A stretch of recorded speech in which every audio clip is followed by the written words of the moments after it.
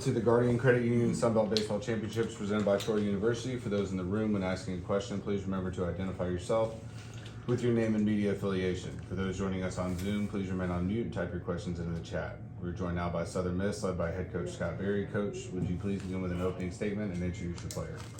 Player I have with me today is Christopher Sargent, first baseman, senior. Opening statement is, just ran into a team that certainly has a sense of urgency.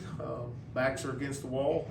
We're faced with a do or die, and certainly they came out ready to play. Disappointed in the way that we went about our work today, but I have to give a lot of credit to Appalachian State, in that because of that sense of urgency. They had a lot of pitchers that really stepped up for them in big moments. Statistically, didn't really indicate that they had done the things that they did today over the course of the year, but it doesn't matter what you did before now. That's what you do at the time, and certainly they did. So they earned the win. We didn't, and with that, we move into game two, all or nothing. Coach, since you talked about the sense of urgency, are you going to pitch Tanner this afternoon? Oh, no. Okay. No. Next. Coach, just obviously they've been swinging the bats really well. You guys did a good job minimizing, just 4 runs, but just at the plate, what can you guys do to kind of get it going a little bit on your side? Well, I just think that, our approach at the plate, for whatever reason, a lot of fly ball, routine outs, not a lot of balls squared up.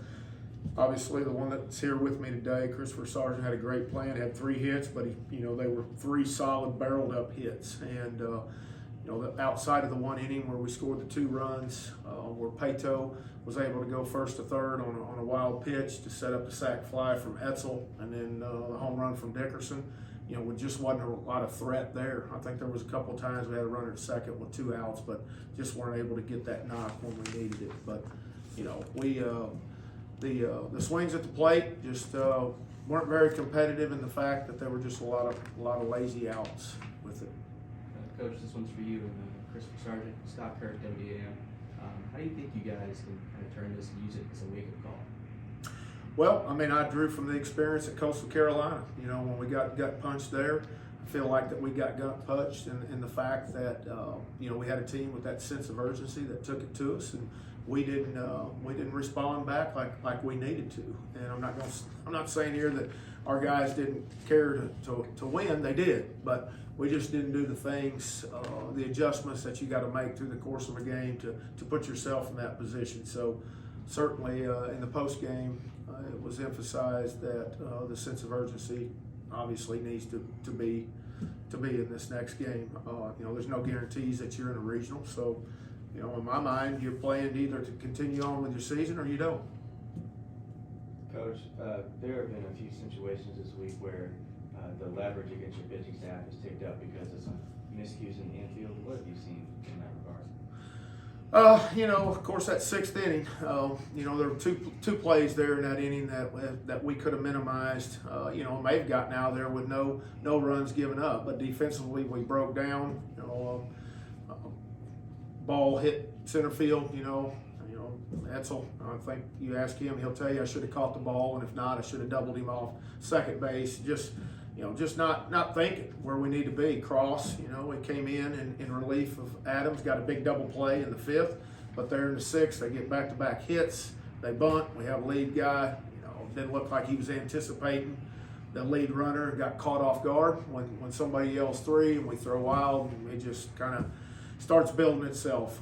In all honesty, we were lucky to minimize it with just 2 runs at that point. But man, I think what you got to do is you got to look at App State's pitchers and what they did, against us, giving, like I said, the numbers didn't indicate the results they got today, but that's what it's all about. That's why you play the game. It's about the opportunity. It's about the next opportunity, and I think that they certainly seized that, and that's what we'll have to draw experience on when we move into this next game. We'll have to draw experience from our opportunity missed, and now with the opportunity that we have moving forward today at 4. Sargent, I know that you obviously had a good day, three hits on 4 at bats, but what was the pitchers kind of doing? What was the kind of the mood in the dugout? 0 for 13 with runners on. Yeah, I just think we just, like I said, we didn't have a really good plan, had a lot of lazy fly balls. I feel like we were, when they were throwing off speed, our bats were slowing down early on. And yeah, big thing with me today, I was trying to see a good pitch and get a good pitch up to hit, and I was able to get them. They had to come at me. I wasn't swinging pitches out the zone today. The biggest thing is just to see that pitcher over the plate, make them come at me, and that's what I had to do today. Sarge, is there a conversation among the players that takes place after a game like this, or you just kind of move on? How do you approach that? Yeah, we've been playing well. It's just we're not going to freak out or nothing. We've been playing really well as a team, and it's just one of the things, just look at each other and say, our back's against the wall. We got to come out, we got to play hard. We know we got to win to keep going, and then we got a mature, old group that understands that. We're going to come out, we're going to play hard. Coach, just overall, how do you feel about your pitching staff? I think you've only thrown 5 or 6 guys during the tournament so far. Yeah, I feel good, but we've got to land pitches. We just got out hit 12-5, and wasn't like we were throwing down the line pitching. They came out and put some really good swings. Even their foul balls were squared up. So I like their approach. We saw that yesterday against Troy, down 7-0. They came back, scored 3, and then they scored 10 with a lot of hard hit balls in there. So they certainly have a good approach there, but we just got to come out with we'll get back. I'll get back to the hotel and talk with Oz and find out. I know who we're probably going to throw, but I'm not going to announce it right now.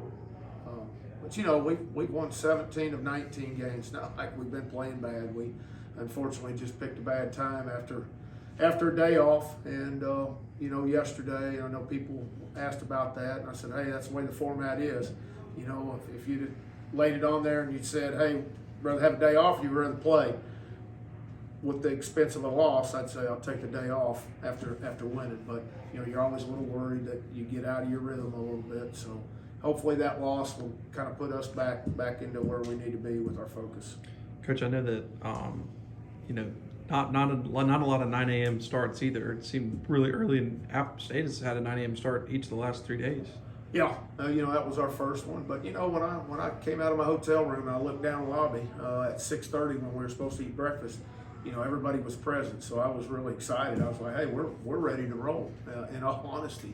So, but sometimes your opponent has a little different way to respond to that, and they did today. Anything else? Coach, thank you.